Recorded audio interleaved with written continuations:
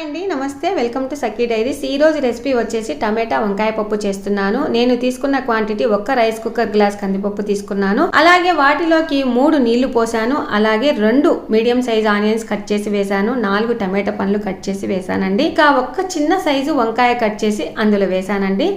ఇప్పుడు మూత పెట్టేశాను. బాగా 80% ఉడికిన తర్వాత 1 స్పూనున్నర కారం వేసాను. ఎండు మెంతి ఆకుపొడి కొంచెం వేసాను. అలాగే కొంచెం కొత్తిమీర, కొంచెం ధనియాలు వేసానండి.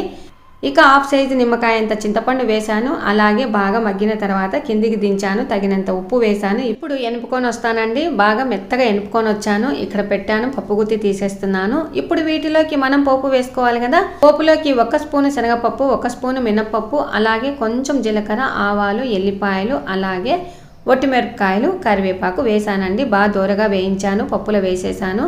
ఇప్పుడు ఒక్కసారి కలిపేసి ఒక బౌల్లోకి తీసుకుందామండి. టమాటా వంకాయ పప్పు రెడీ.